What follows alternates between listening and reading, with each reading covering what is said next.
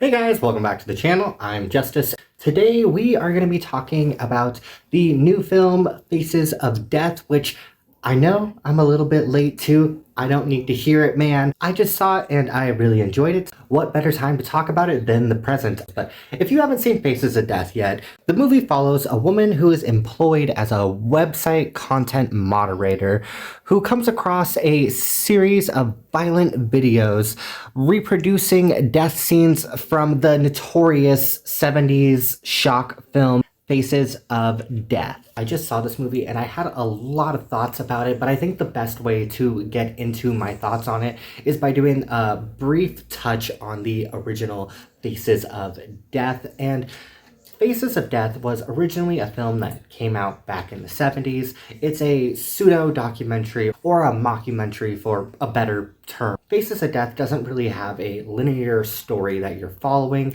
In the film, you are presented this man who is essentially a doctor who is giving you all of these different forms of like death and showing you like all these disturbing accidents and like forms of culture and stuff. It's very much a shock film, and it's all billed as being extremely real. And a big part of the reason why it was billed as being real, and there are even people to this day that are going to say that a lot of the scenes in this are real, is because some of the footage that's used in it, such as like car crashes and like plane crashes, were stock footage that were like archived from news outlets and such. But other than that, you don't see any like actual deaths that are true on the screen. You may see aftermaths of them, but you don't see like full-on deaths on the screen. People back then did not believe that, and they thought the entire film was, in fact, essentially a snuff film, and it led to the film becoming banned in multiple countries. It even ended up getting thrown onto the video nasties. But if you guys know anything about the horror genre, of course that led to more people wanting to watch this movie, because if it was bad enough to end up on Britain's video nasty list, and you have Siskel and Ebert touting this as like this gross, disturbing movie, then like why wouldn't you want to watch it at that point? This whole concept is very heavily something that we see in this newest iteration of Faces of Death. I feel like people took this as being a remake, and I wouldn't call this or even classify this as a remake. I would say it more or less is heavily inspired by like the basic idea of Faces of Death. In fact, all of the kills in this are directly like homages and like copies of deaths that you see in the original movie. But I think this movie tries to go in a completely different direction, and I think it has a lot more to say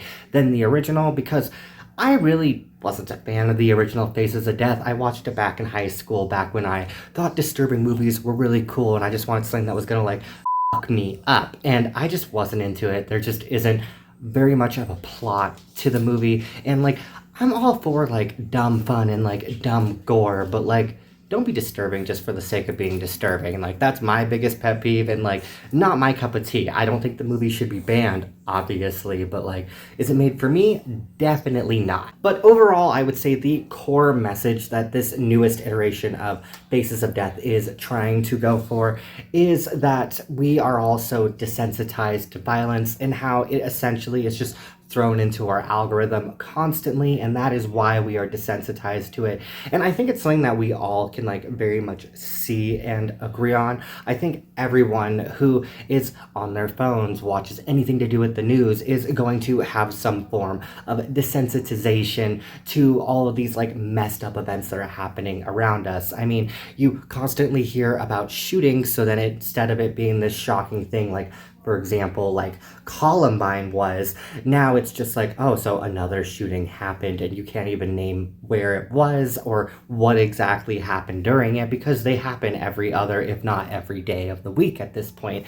Another example I would even say to throw out there is that with true crime and how much it is blown up between like true crime YouTubers and like podcasters and like all the Netflix documentaries, I think it's also gotten to a point where we're essentially essentially desensitized by true crime even as a whole, because we're constantly seeing these violent things on screen. We're eating them up as a form of entertainment, and then we just continue on to the next thing, and we don't really remember that like all these things that are happening in it are real people and real victims. And I think that's something that this film very much is trying to make commentary on. Our lead character is played by Barb Fiera, and I think she does a fantastic job in the movie. But as I was getting at with her character, she works essentially for a company that might as well be TikTok, but they can't call it TikTok because, you know, copyrights, of course. But you see her in the movie getting shown all these different videos, and she has to show whether or not they're going to get flagged and taken down off the site, or if they can stay up for the next person to see. And in these videos, you're seeing a whole bunch of different things that she's just kind of going through and like only like doing a cursory glance at before being like sexual content, gone, drug paraphernalia, gone, massive accident, click stay, apparently.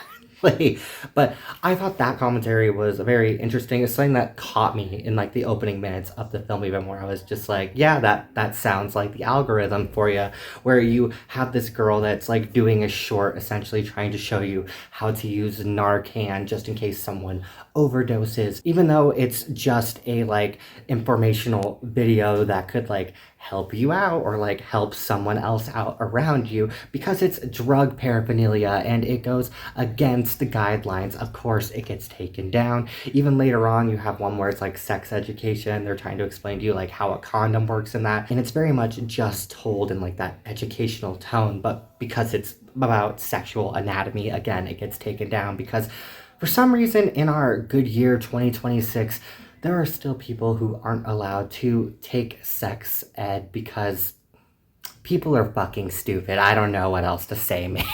But it's not to say that like this messaging comes across perfectly throughout the film. I very much enjoyed this movie. I thought it was a very, very fun popcorn flick, but it didn't come without its flaws either.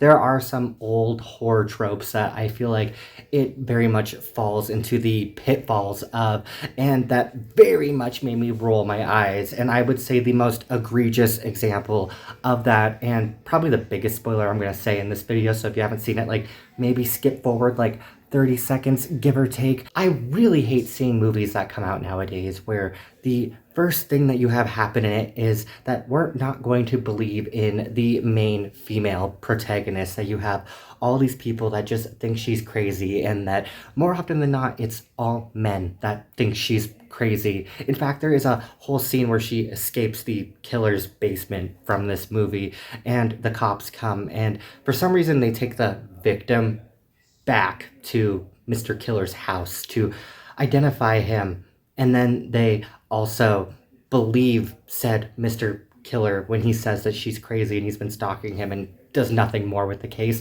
I thought that was a little far-fetched, and I thought the writing could have been way better. I thought it was way too on the wall and was just trying to force the story into the direction because they couldn't find a way to make the plot essentially. That was a very egregious moment for me. I thought it came back from it after that, but overall that whole moment just cringe. Back to the deaths in this film, they all pay homage to different scenes from the original Faces of Death, and they're done to really good gory effect. I thought there were some really good practical effects in this film, and they're all like really goopy and gross, and like I was just able to get down with it. I totally fucked with it. It isn't like anything entirely too special. It isn't gonna like transcend the genre or like change the genre. I'd be lying if I said it wasn't a fun time and that I wouldn't see myself rewatching it again in the future, because I definitely plan on doing it, which is way more than what I can say about the original Faces of Death. On top of it too, our main killer in the film that is doing all these recreations from that film, he is played by Dacre Montgomery, and I thought he did a really good job of slipping into that killer role, and I feel like we very much get to like see into his psyche in the film, which is also a very welcome thing for me in movies like this, and is always a welcome thing for me. And I just really enjoyed so many of the characters in this, even like the one-dimensional side characters I thought were really fun. You have her gay best friend, and he is such a vibe. And maybe I'm a little narcissistic for kind of considering myself similar to him, because he's also like this huge horror movie geek, and he also comes across as like a true crime lover. And I'm like, yeah, okay, check. I am in both those categories. But he is such a chronically online little bitch, and he even like references that documentary Don't Fuck with Cats at one point, and likens the main character to being like the main chick from Don't Fuck with Cats. That immediately had me cackling. I fucking loved it, and I loved like all of his little horror movie references that he had thrown in there. I also think the film was very competently shot, and it was very gorgeous to look at, which is no surprise to me because the creative team behind this also directed the 2018 film Cam, which if you haven't seen that, you should definitely go check it out. It's on Netflix, and I watched that back when it came out.